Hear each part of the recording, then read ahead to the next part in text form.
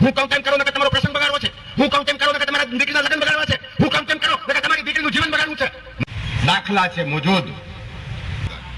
ભાજપના બેનર નીચે, સત્તાના બેનર નીચે, અને સત્તાને તો અમે નજીકથી જોઈ છે, સત્તાને અમે પચાવી છે. સત્તાની અંદર છીછરાપણું ન હોઈ શકે.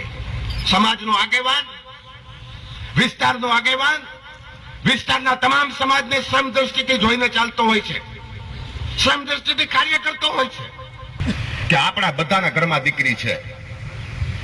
મારે પણ છે ને, તમારા ઘરમાં દીકરી છે.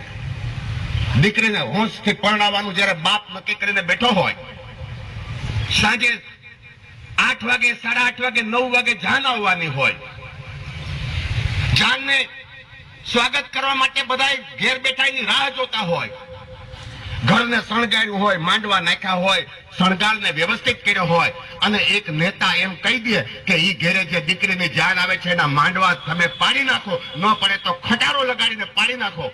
આવી નેતાગીરીને આપણે પ્રસ્થાપિત કરવી છે તો નક્કી કરી લો, મને કઈ વાંધો નથી, જરાય વાંધો નથી. તો આ નેતાગીરીને પ્રસ્થાપિત કરવા માંગીએ છીએ, અને એમાં એક ઘરે પ્રસંગ હોય અને પાણી જતું હોય, હું કહી દઉં કે આનો વાલ બંધ કરી દો. કઈ નેતાગીરીને પ્રસ્થાપિત કરવી છે?